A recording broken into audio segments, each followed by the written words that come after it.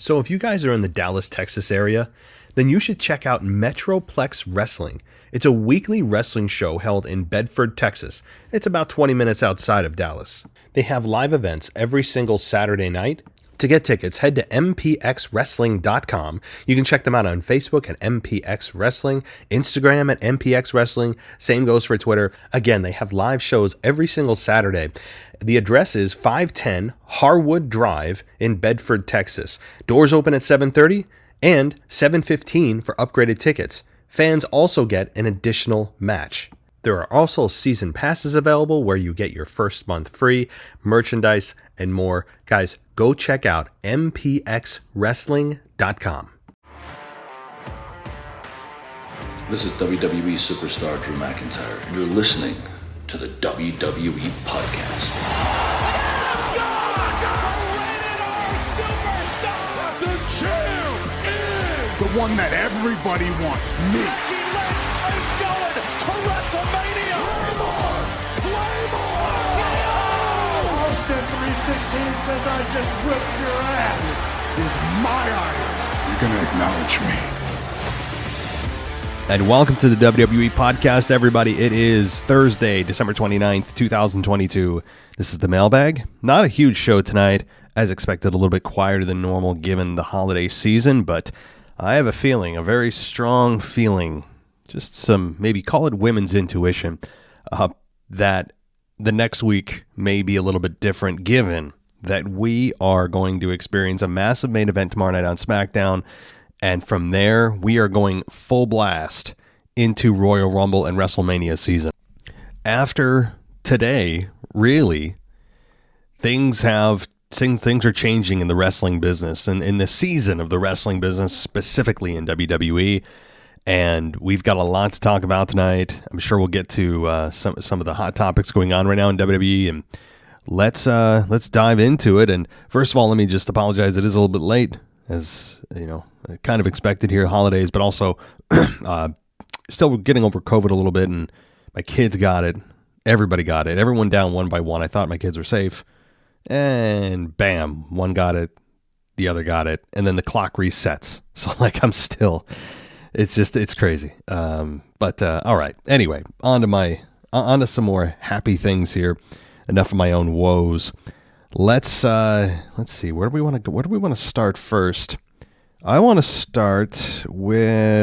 make sure we get our patrons. Let's start with Rocky T.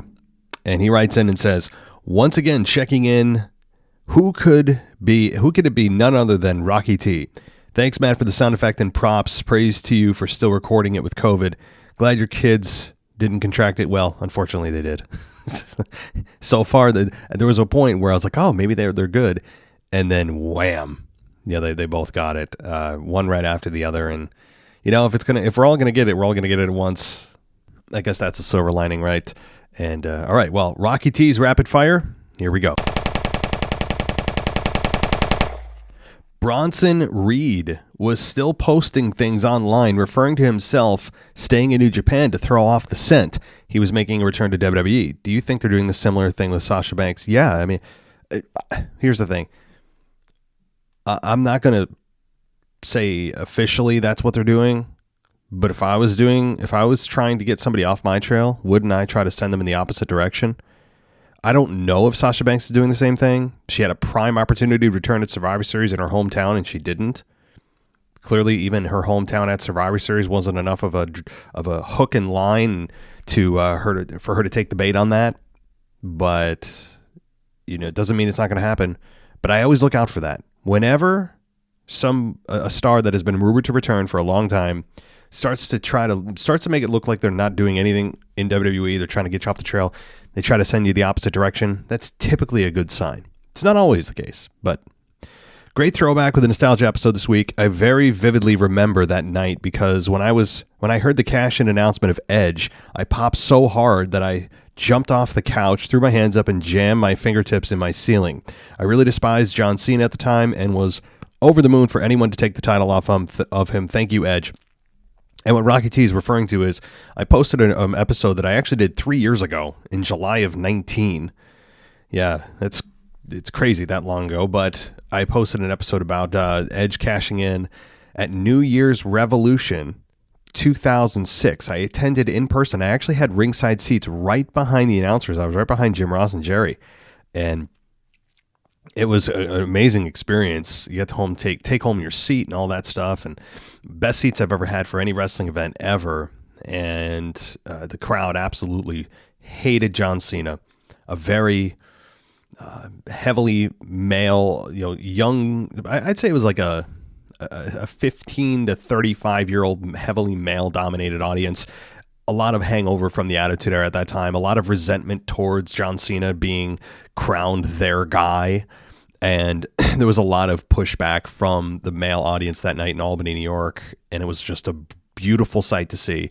And seeing Edge cash in and beat John Cena, and the crowd went crazy for Edge. And it wasn't supposed to happen. We were supposed to boo him. And we didn't. And John Cena was Super Cena at that point, right? And nobody could beat John Cena. And he got completely rejected by the Albany, New York audience. A proud member here. And I was not a member of the Chain Gang ever. Still not. And it was just a complete outright rejection of going from Stone Cold Steve Austin and The Rock to, basically a Hulk Hogan, a modern era Hulk Hogan who was clean shaven and did the right thing all the time. And it was just, it was almost like to us, it was regressive. We love the edginess, and that's how the best way I can sum up the rejection of John Cena from my age group and demographic. But I'm glad you enjoyed that. Let's continue. Isn't it ironic that Braun and Ricochet are teaming now that after the Twitter beef about wrestling styles of big guys versus small guys a few weeks ago? I wonder if some sort of punishment making them try to tag would making them get along. Yeah, I don't know if it's punishment or if it's by design. I really don't. But here's the thing. I really believe Braun believes that. And just because he's teaming with Ricochet now doesn't mean that his beliefs have changed. He still believes that he should be a top guy and main eventing WrestleMania. I bet you if you really gave him truth serum, he would say that. And, he probably still doesn't understand the flippy floppy guys like Ricochet. And to some degree, I don't disagree with Braun Strowman on some levels where guys like Ricochet are getting more attention than guys like Strowman. Well, just because right now it's trendy wrestling. Wrestling has evolved into more gymnastics, stunt style, and I'm not a fan of that. I understand why Braun is frustrated by that, but that's kind of the way things are going right now. And so there are in some ways I agree with Braun, but the way he did it, I don't agree with, and calling out guys on his own roster. So, I don't know, maybe his whole work all the time. Who knows? Twin Sai is the name of Ninja Turtle. Oh, Raphael's weapons. Thank you for that. I haven't seen Teenage Mutant Ninja Turtles in so long. I remember the live action version of it in what was it, the mid 90s? It was like a live action version that was done so well. It made me I remember with Shredder, it was brutal. Like some of the fighting scenes and having, who is it? My God, I'm losing all the names of it. Who is it? Who's the rat that is their master? He lives in the sewer. I can't remember. Master Splinter? Sure. I think that's sure who it is. And they hung him up like a rat, out to dry, and he was going to die, and he was halfway from death. And it was like a very brutal kids movie. So if you know what I'm talking about, you know what I'm talking about. If you grew up in the 90s as a kid and you were a Teenage Mutant Ninja Turtles fan, that scene of just seeing the rat being strung up, it's I don't know why, it scarred me as a kid. Okay. Let's see. This past week flew by. I didn't have time to take notes, so that's all for this podcast this week. I want to wish you, all the co-hosts and listeners, a safe and happy New Year. I will check once again in 2023. And yeah, you're going to be the co-host for the Rumble review. Yes. Thank you for reminding me of that. I was actually trying to schedule another show with Ashley. I'm glad you reminded me. I'll bring her on for the preview show. You'll do the post show. How about that? Let's do that. I like that much better. Not that I don't like Ashley, but not that I don't want Ashley in that spot, but I did give it to you. I'm glad you reminded me of that. See, I told you guys, you got to remind me of these things on a weekly basis because my memory is shot. So thank you. And I Really appreciate it, Rocky. Let's get to our next email, and it is from Mr. DJ Kuzmo, and he says, he says, first of all, hello, WWE and AEW family, and the final mailbag of the year. Happy New Year. Happy 2023. Let's talk about Hit Row. As a fan of Hit Row, it pains me to see this group not getting any type of success since Triple H brought them back a few months ago. Look at what transpired last week on SmackDown. They were absolutely out of their league and a complete fish out of water competing against the Usos for the unified tag titles. I don't understand why Triple H and Creative gave Hit Row this early push to compete against the Usos, where Hit Row has no crowd reaction, and there is a lack of creative direction and a sense of identity as to who they are and what they are about. For those of us who haven't watched them on NXT, they were originally booked as heels before coming to the main roster more late last year. When Hit Row first debuted on the main roster late last year, I felt they should have stayed another extra year or two in NXT just to get in their reps and further develop their gimmicks or change them. For now, I'm concerned with their future on the main roster because they can easily get lost in the shuffle on the main roster and not get any more TV time. Yeah, I would agree. Hit Row has not been a success. I would think that Triple H looks at them as one of his, very big disappointments that he pointed out. And I would agree. Hit Row has gotten no crowd reaction. To be fair, they're getting no mic time, no character development from creative. So it kind of is a two-way street here. There are a couple of places to blame. The execution of their matches hasn't been great. Top Dollar has had a lot of botches. Ashanti the Adonis has had some nice moves, and that's about it. He said about seriously a maybe 5 words or less since he's come up to the main roster, period. So that doesn't help. I also don't understand why they got the tag title, match in the first place. Did anyone explain that? My best guess is they would never say this, but it's to say that the Usos have beaten every tag team that WWE has to offer. Maybe that's what they're just trying to go through everyone and give everyone an opportunity at some point so that they can legitimately say that the Usos have beaten every tag team. Now, that's not exactly a monumental accomplishment. The tag team division is about as deep as my phone in width, but maybe that's part of it, but I don't understand how they earned that title match. I have no idea. All right, so here are some options that I think might help. Send them all back to NXT for reps and character development. Split them up, send 1 or 2 back to NXT while the other stays on the main roster. For me, I want Ashanti the Adonis to stay on the main roster. He's pretty good in the ring, and he needs to establish himself as a single star. I agree. I think there's more to Ashanti than Top Dollar. Top Dollar, he's got the size, but he's kind of sloppy in the ring. I don't mean in a really dangerous sense, although he almost did kill himself a couple of weeks ago in that infamous botch. Scary stuff. That's why guys like that don't need to be doing stuff like that. I don't care the reason why his knee buckled. I don't care. The fact is that you don't see guys that half his size that, can do those moves a little bit more safely have that happen. I mean, it's ridiculous. I don't need to see him try to impress me with moves that he doesn't need to do because he thinks he can do them. I would agree. Ashanti the Adonis, he seems a little bit more polished. I agree. All right, 3, turn them heel. Yeah, that I like that. Yeah, sometimes a good little heel turn can do wonders. The thing is, you already have a top heel team in the Usos. 4, change their identity and gimmick.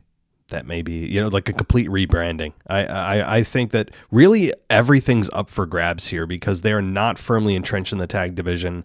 They're kind of forgettable. They haven't given themselves any character development or mic time or time to connect with the audience. So really everything's on the table.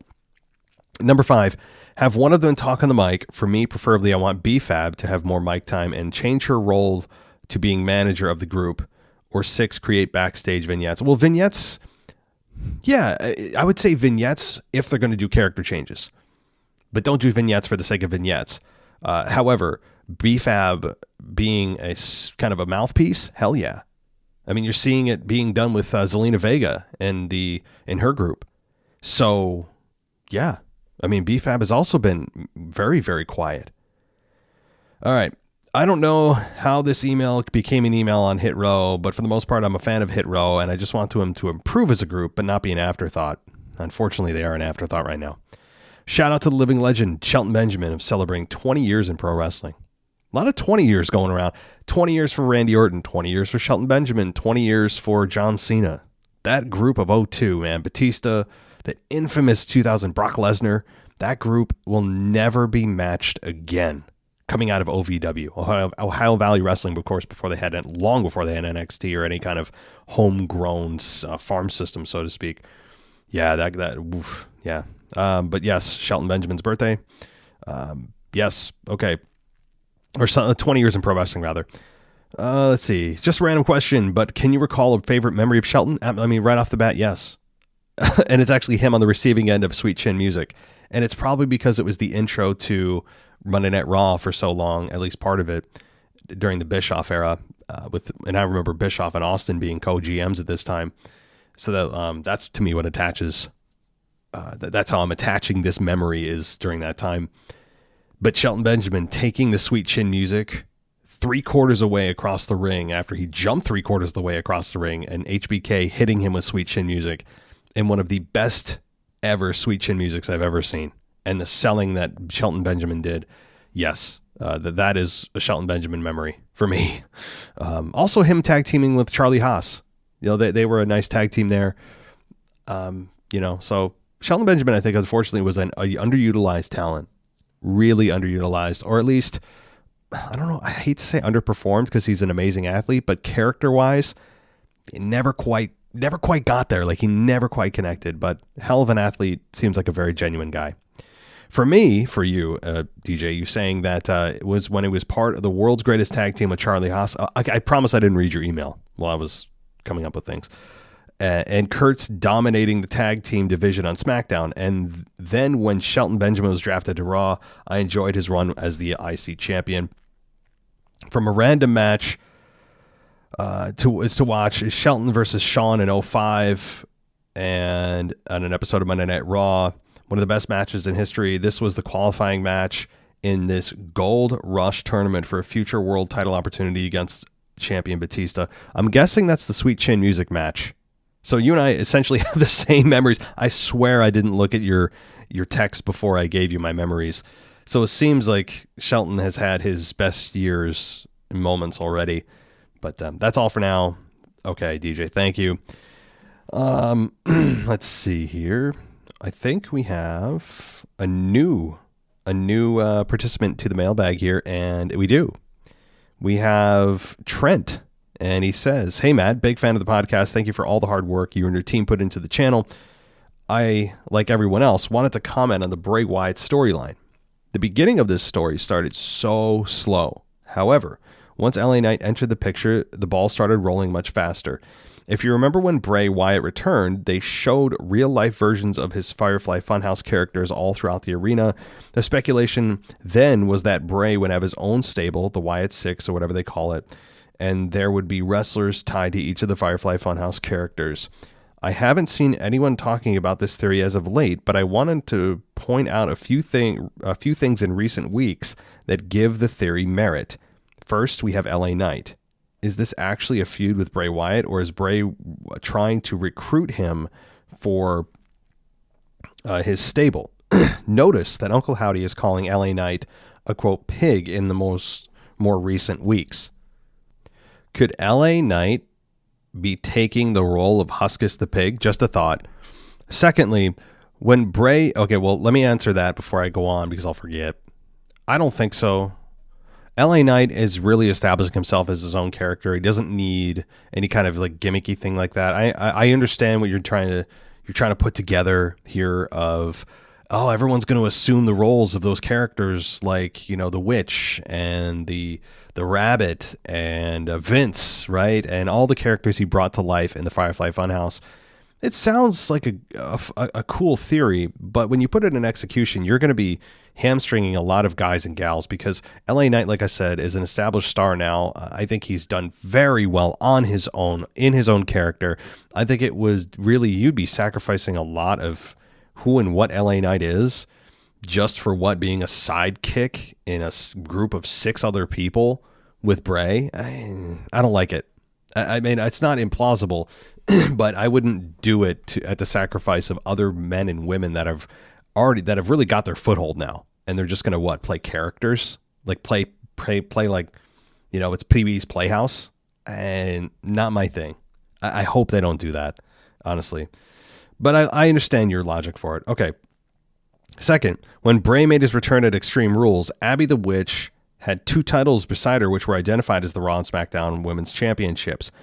Fast forward to the recent events, you have Alexa making a turn in her character. Could the 2 titles by Abby the Witch be connected to the first woman to win both the SmackDown and Raw Women's Championships? I'm not sure this is true, but I believe that Bray is not feuding, but recruiting with the help of Uncle Howdy. Let me know your thoughts. I hope you and everyone have a great New Year. Thanks, Trent. I hope you as well. You do as well. And yeah, I've heard about that before with the 2 titles by Abby the Witch. Could it be connected? The first woman to win both, was it Charlotte? I want to say it's Charlotte. Charlotte, I feel like, is the first one for everything, but it also could be. It also could be Sasha Banks. Although Sasha Banks, every time she wins a belt, loses it immediately. A singles championship anyway. So whoever that is, I don't know. I mean, Alexa Bliss being the one to be affected makes sense because she had a previous connection with him. And if he's recruiting and not feuding, it's clever. I don't hate it. It would be a nice twist, something that most people aren't thinking about, that he's actually recruiting and not feuding with LA Knight, or whoever he feuds with, quote, next is really just recruiting the person or brainwashing them or whatever it is. I don't know. This is, to me, a storyline that gives me a headache in a way that just, I don't want, personally, my brain's too lazy to try to think too hard about this. And I have people like you who are smarter that come up with these theories that I otherwise would have just brushed off and not really taken the time to come up with. So thank you. But I don't think, personally, I don't think he's recruiting, because how long are you here to recruit for? You got to get to a match here. Or does everyone he feuds with eventually just like have Stockholm syndrome after they're abducted and then start sympathizing with Bray and then join him? I don't know. This is wacky, man. This is wacky. I agree that LA Knight pushed things forward, but I just want some answers. And just because I feel a little bit disconnected from this now. I see it and I'm like, all right, is there anything that he's actually saying that I can sink my teeth into? Or does he want me to use a Rubik's Cube and, some kind of decoder to try to figure this out? Because if he's asking me for additional tools and additional brain power to try to see if I have the time or energy to go through what he's saying piece by piece and syllable by syllable, ain't going to happen with me. Okay, you either tell me directly what the F is going on, or I'm kind of disconnected. Like, I don't mind a little bit of thought and a little bit of projection outward, or rather proclamation outward. I don't mind any of that. Like, I mean, of course, it's fun to book storylines long term. It is. But the way Bray Wyatt's storylines have been presented, the way he's presenting now, I don't hate it. I just don't have the brain power for it. And just the way he does it, because his promos are so wrapped with riddle upon riddle that you're supposed to unwrap, and I don't want that. If you're going to give me long-term storyline, long-term booking, I think about that stuff all the time. Hell, I have a show every week that I do with Anthony DeMarco dedicated to talking about things that are going forward. But when you give me dialogue that is just an onion wrapped, or rather, that I have to peel back every single time, I'm not going to put the energy into doing it. I'm just not. So that's me. Maybe it's a flaw in my character and laziness, but thanks, Trent. Okay. Let's see. Do I have any more emails? I'm going to check Patreon one more time, guys, because I know patrons get priority placement here, and I want to make sure I didn't miss anybody. I had a feeling it'd be a bit of a quiet week given the holidays and everything else going on. No, so I don't have any other emails. So that means, guys, we get to the voicemails. Well, you guessed it, right about now. Hello, WWE Podcast World. This is DJ Kuzmo back at it again on your Mailbag show, recorded to you live on a Wednesday morning. And I had to come back.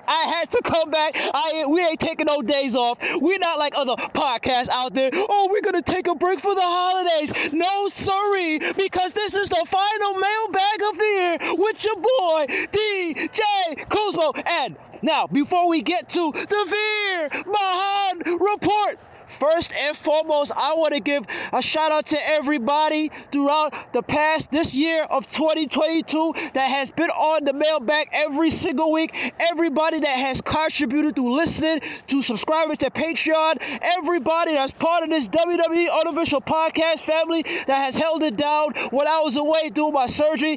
I thank all of you. I feel so appreciated with this podcast family, and I thank you. I thank you, Matt. I thank all of the hosts, everybody that has did their job, did what they had to do to hold it down while I was away, and I appreciate the love.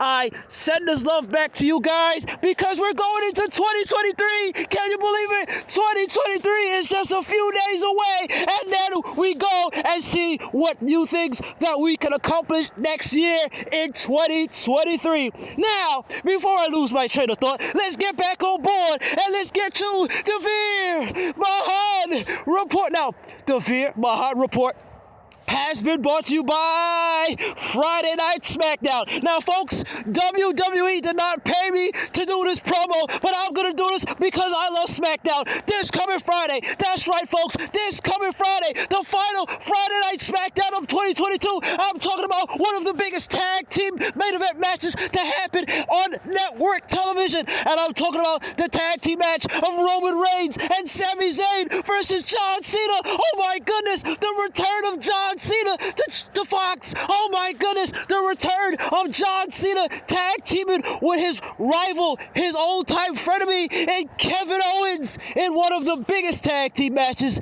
to happen on Fox. But before I even get carried away, let's also look at the other matches on the card. There is Solo Sikoa and Sheamus. What the hell? That is going to be a banger after banger after banger. Oh, Solo Sikoa versus Sheamus. Then, of course, we have the lackluster women's title match of Ronda Rousey, boo, versus Raquel Rodriguez or Raquel Gonzalez, whatever you want to call her name. But, folks, we are here for a stellar show. So I want everybody, as much as you can, to get into that Discord chat this Friday night, because this is the final SmackDown of 2022, headlined by Roman Reigns and our boy Sami Uso, the honorary Uso, Sami Zayn versus John Cena and none other than Kevin Owens, Kevin freaking Owens. Now, let's get back to the Veer Mahan Report. Now, the Veer Mahan Report took place last night on NXT,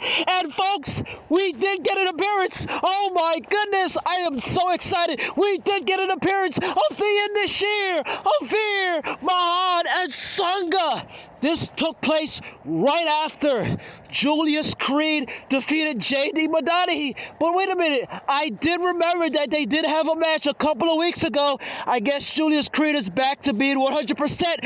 And speaking of 100%, after the match, Sangha says, congratulations, Julius Creed, congratulations. And none other than my guy, Veer Mahan said, now, because you have proven yourself, you will now get, oh my goodness, this is breaking news, guys, that in 2 weeks, oh my goodness, in 2 weeks, we're gonna finally get the match that we all been waiting for, of the Indishir of my guy Veer Mahan and Sangha versus the Creed brothers at a NXT pay-per-view called New Year's Evil. So in 2 weeks, we're gonna see this tag team match happen. I don't know what's gonna be the stipulation, if it's just gonna be a regular tag team match, but I am pumped up for this. I am pumped up for Friday night. Are you pumped up for 2023? Because let's go, baby! We are going all the way. Shout out to everybody in the WWE Unofficial Podcast family.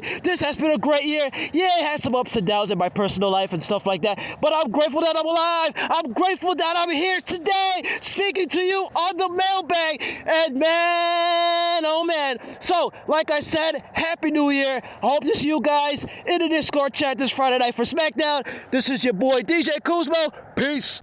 All right, DJ. Well, no better way to bring in 2023 than with DJ Kuzmo reminding us that this is the final Mailbag of 2022. I probably should have marketed it like that if I was smart, right? But I guess people that are on this show are smarter than me, and I'm not joking about that. So, hey, DJ, it's great to have you as part of the family here. I'm glad that everything for the time being is resolved, or at least settled down, calmed down from, obviously you mentioned your surgery and everything else. And we're glad that, of course, things are on the upside of that, and you're more than distanced yourself from all the events of that, and that we're moving into 2023 with a lot to look forward to. The end of Sheer with the Creed brothers happening in just a couple of weeks.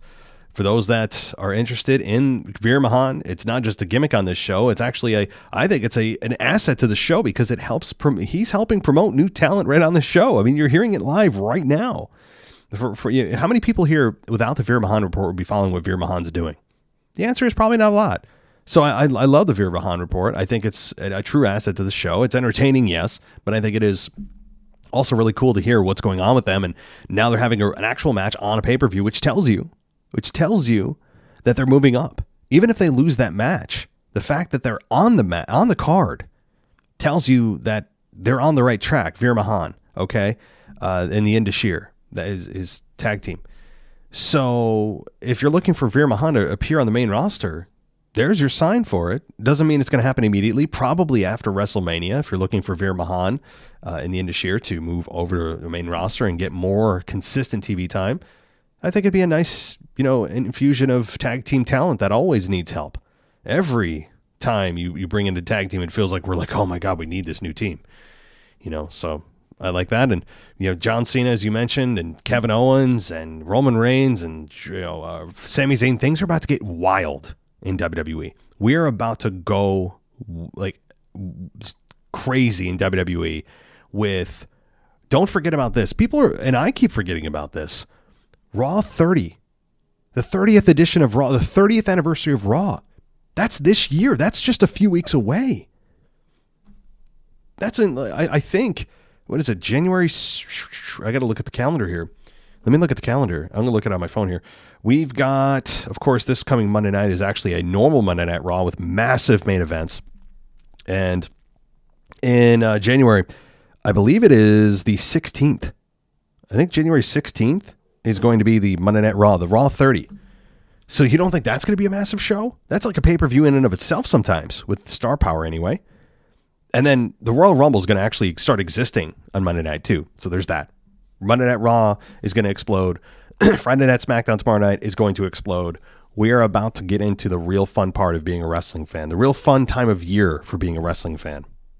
So thank you, DJ, and looking forward to whatever 2023 brings for all of us. So, all right, let's get to our next voicemail, guys. We don't have a ton here tonight. I think we only have a couple. So let's get to our next one. Hello, WWE Podcast. This is Sharon from Israel. And today I will speak a little bit about what happened in 22. A few thoughts about that. But first of all, I wanted to let you know that here in Israel, most of us celebrating Hanukkah. And what's funny, if you didn't know, that Israel has a lot of immigrants from Soviet Union, from Russia and Ukraine. So they are doing a holiday that's called Novigod. I don't know if you heard about it. And it's pretty similar to Christmas.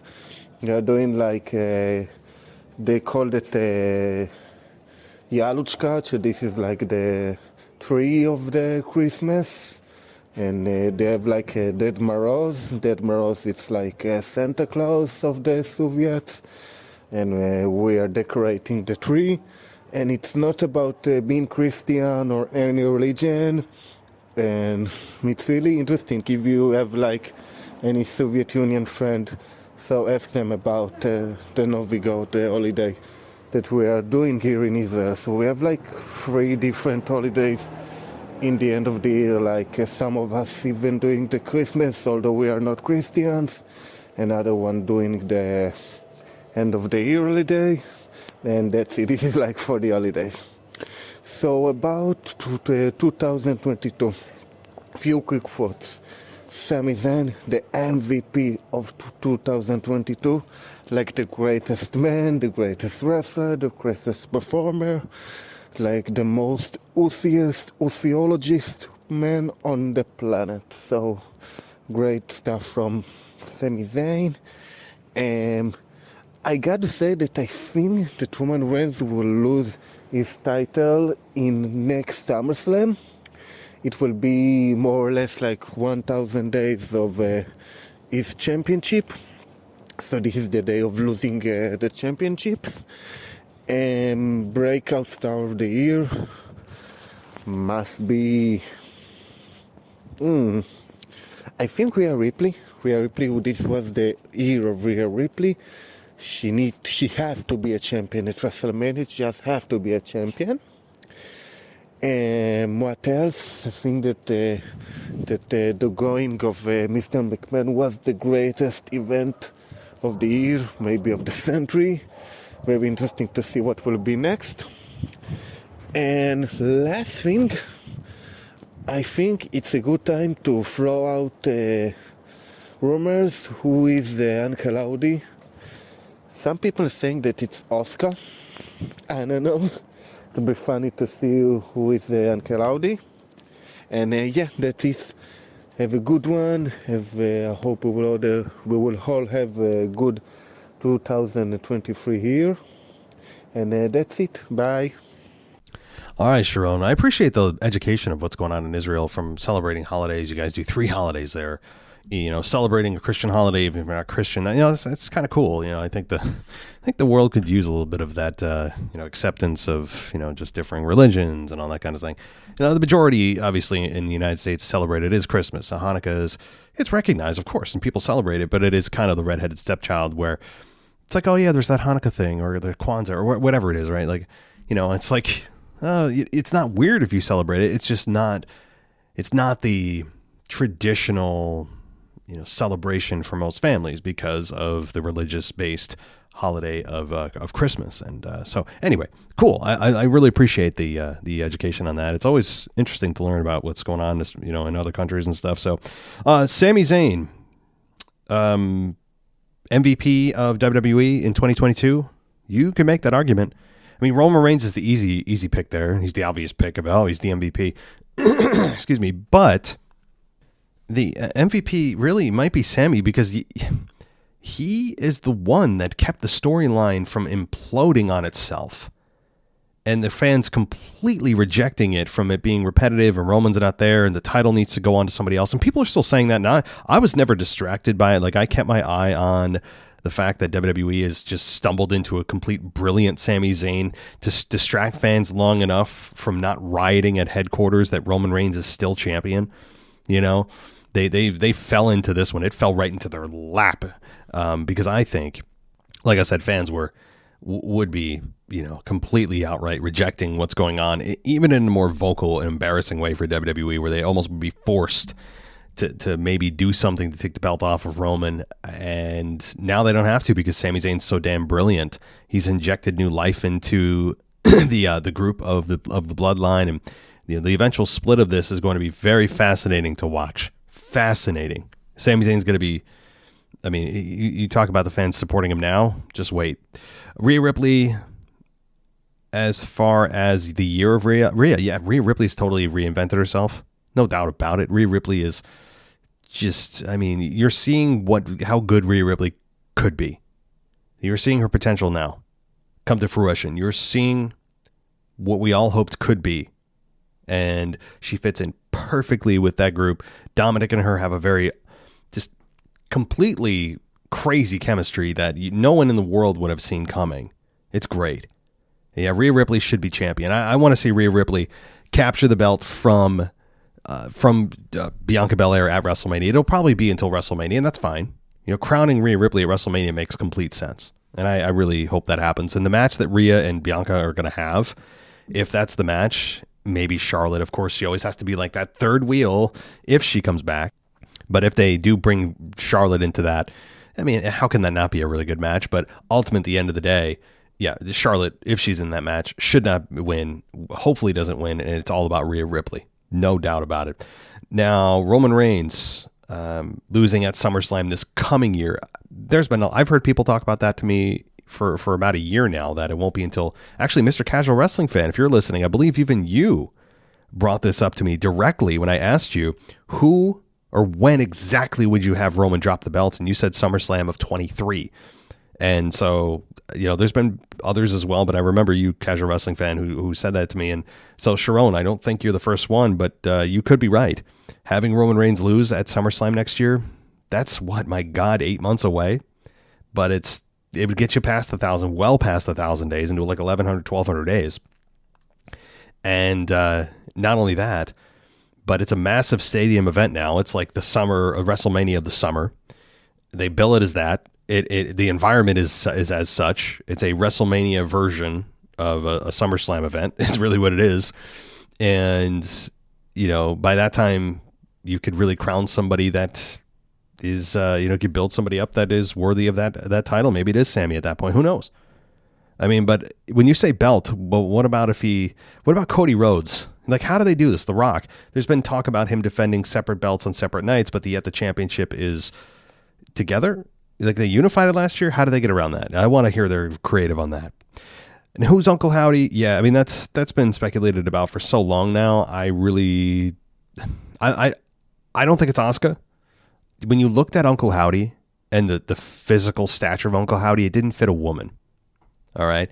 We didn't get a tape measure out there, but the structure of the person definitely looked more masculine. So I don't think it's a woman. People have been speculating, it's really Alexa Bliss. Oh, it's now Asuka. I've heard, it's Randy Orton. It didn't look like Randy Orton either. But yeah, it's fun to speculate. And that's maybe what they're hanging us out on is, well, they're still talking about it. See, we're all speculating about it. That's what we want. But to me, I'm just impatient. I'm ready for it to be revealed. But I don't think it's Asuka based on how Uncle Howdy looked. So, all right. Well, let's see. I think I only have, let me reach in my mailbag here. I got to dig deep. I'm reaching in. I think I've got, yeah, I do. I've got one more voicemail. Let me play it for you guys right now. Alex, the French guy here, your current European champion. First, I want to apologize because of my last audio. There was so much wind, I didn't realize when I hear it. I didn't hear the message, obviously. And because of that, you couldn't hear clearly what I was saying. But thanks for the effort, Matt, for understanding what I meant, even if it was horrible quality. I hope it's better for you and for all the listeners. And I want to make a part 3 of our discussion about what face and heel are, and is there more? Is it still the case today? If I could sum up like this, I would totally agree with your point of view being somehow like rebelliousness is not something that you can put up just in the time period in WWE and in society as general. I will totally agree on the fact that it's something that has been and is and always will be something that is appreciated by people because it's an embodiment of being brave in a way, being rebelliousness, being brave enough to refuse what you'll be given and going into the strength, by your brave, with all the odds, against all the odds, going into your direction, even if it embodies something that is described as something rebelliousness. Being face or heel, now that we are discussing it, I have the impression, as we said, and as you said, I think, is that I didn't mess in the WWE a clear-cut heel, like I think I know why I think that the line is so blurred between face and heel right now. It's because I don't have a clear face, or a clear face you have, but it's not good enough to be a good face. However, a clear heel, I didn't see it since Randy Orton, like in 09, I think. And I think it's one of the reasons I have a perception of face and heel that is blur. And why I also appreciate MJF right now, it's also because it's a clear-cut heel like we like. Like, as you said, I completely agree with that. I completely agree with that, being that lying, cheating is something that you will always don't like as human being and as wrestling fan. So with those discussions, I pretty much agree with your point of view. And I think that the lack of clear-cut face and clear-cut heel is the thing that is doubting. Oh, another one bites the dust with that 3-minute warning. Wasn't that a group? Yeah. So, Alex, my goal wasn't my retort to your discussions from previous week about heel and face and all that kind of stuff. It wasn't to get you to try to agree with me. And it's cool you do, and I never want everyone to just agree with me because it's the host. I don't want to I don't want to disagree with the host. That'll make me sound stupid. No, I make myself sound stupid on a daily basis. Like, I wouldn't worry about that. Okay. But my point is just to maybe open people's eyes on different ways of looking at the dynamic of face and heel and wrestling and all that. And, you made me think of something that is a little deeper here and maybe why your perception is blurred. And why a lot of people's, it's not just you, this isn't unique to you, of why we don't see quote unquote clear cut heels and faces anymore. It's always blurred. And you see a lot of heels trying to be cool. And then you boo them, but you're like, you want to cheer them because they're so cool. It's kind of what's happening with the bloodline right now. And other heels are, there's the most hated heels I can think of in the history of pro wrestling, in my mind, at least since I've been watching in 97, Vince McMahon, Triple H, The Rock at one point, not for long.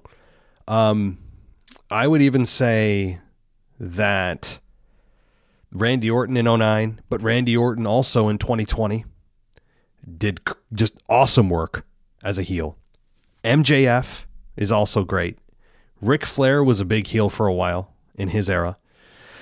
There's others you could point to that got just generally booed. But, you talk about the visceral hatred for certain individuals, like true hatred, not just the hee ha ha. Oh, he's a heel. I guess we'll boo him, but we don't really hate him. He's still kind of cool. I think the art of truly hating a character is lost. Or at least it's undervalued. It's something that is recognized as part of the past, but something that we just don't do anymore. I would argue strongly against that. If somehow they have a formula to create an individual that is so hated that people actually want to kill that person, like that they actually, like they want to throw things at them, that they just feel real, completely authentic anger. That doesn't happen anymore. But if they could find that person, you are going to run into a cash cow, because every babyface on the roster is going to want to work with that person. Everyone. And everyone in the audience is going to, guess what? Want to pay money. There's the key word. Money to see that person get their ass handed to them. So certainly, this is not something that is happening right now, but my point that I was trying to get to was not that. My point is this. I think all of our perceptions of heel and babyface, and that we've all just kind of accepted that there's no clear cut anymore, everything's gray, it's because we've been conditioned this way. We've been conditioned this way by WWE and society to some degree that, well, not everyone's good, not everyone's bad, there's shades of gray. And that's true, but you gotta have those qualities in somebody that you're like, well, they're not, they have their weaknesses, but overall they're a really good human being, right? And you need to accentuate that in a pro wrestling environment. And we've been educated for so long and conditioned for so long by WWE, I think inadvertently, that there's not just clear cut anymore. Everything's shades of gray. And what that comes down to, and why I think we've been conditioned that way inadvertently, is because of their inadequacies of being able to develop characters properly. That's what it is. And they've reframed it as shades of gray. And while you're getting a reaction, that's what matters. Even if it's the opposite, the reaction that we were looking for, you're still reacting to you. It's all just deodorizing their inequities. That's all it is. It's deodorizing their inability to truly create great characters that people love and hate. That's what it is. That's why it's so blurred, is because for so long, that's all, for a long time now, that's what we've seen. is just, it's creative's lack of ability, and part of the talent, you can't put it all in creative. Some of it is in the execution that the talent misses on, is just the flat out inability on all sides to create intriguing characters that are uniformly loved or uniformly hated. So that's what it is. And I'm not saying it's easy to do. You know, it sounds simple, but simple and easy are two different things. Simple may be, well, the answer is simple. You just do this, right? It's like saying, well, you just lose weight, but that's not easy, right? So the answer is create easy to relate to uniformly loved or hated characters. Easy or simple, right? Simple answer. Is that easy? Hell no. Hell no. So I'm not saying it is easy, but that's why there's the shades of grays, because we haven't had that awesome storytelling, that awesome character development that we had seen in the late 90s and early 2000s.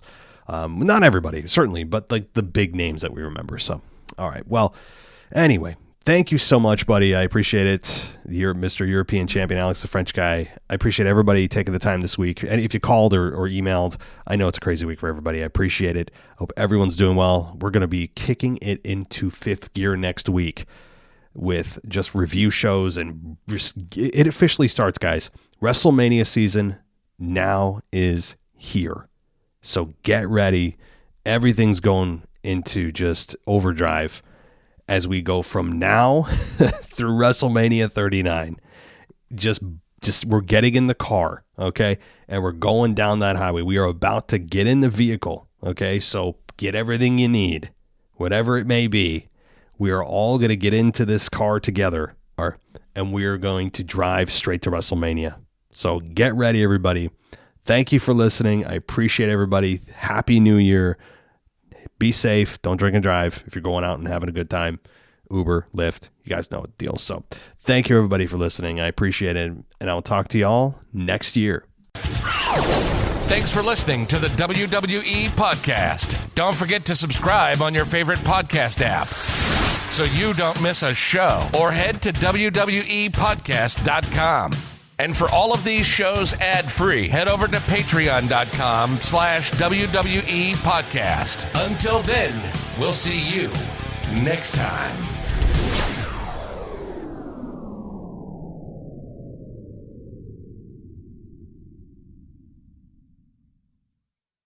So if you guys are in the Dallas, Texas area, then you should check out Metroplex Wrestling. It's a weekly wrestling show held in Bedford, Texas.